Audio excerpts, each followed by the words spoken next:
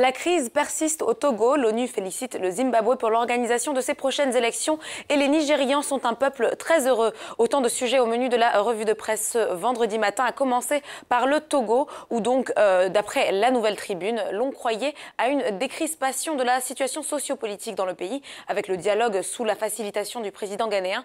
Eh bien, il n'en est finalement rien, estime l'hebdomadaire togolais. Je cite, pas un jour ne passe sans que la crise ne s'enlise. Le journal déplore le fait qu'aujourd'hui, dans le petit pays d'Afrique de l'Ouest, l'on constate une généralisation de la grève dans les secteurs vitaux de l'économie, sans compter le fait que les domaines de l'éducation et de la santé sont désormais en ruine. En effet, lundi dernier, par exemple, les médecins ont convenu en assemblée plénière des modalités pratiques de leur cessation de travail du 13 au 16 mars.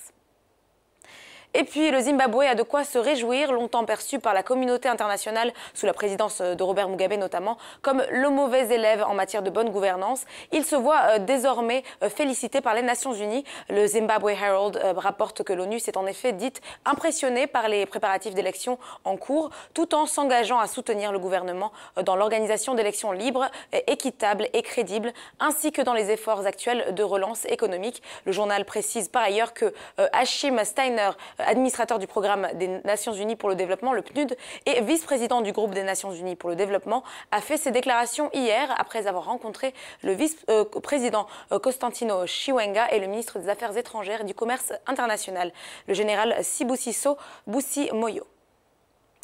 Enfin, le Vanguard consacre sa une au moral des Nigérians qui semble être au beau fixe. Le Nigeria a en effet été classé 91e pays le plus heureux du monde et 5e en Afrique dans le rapport mondial sur le bonheur de 2018. Le sondage a été publié mercredi par le réseau de solutions de développement durable dans le cadre de la journée mondiale du bonheur des Nations Unies prévue le 20 mars prochain. Il faut savoir que ce rapport a classé le niveau de bonheur de 156 pays en fonction de 6 facteurs: le produit intérieur brut par habitant, l'espérance de vie, la liberté, la générosité, le soutien social ainsi que l'absence de corruption dans le gouvernement ou au niveau des entreprises du pays.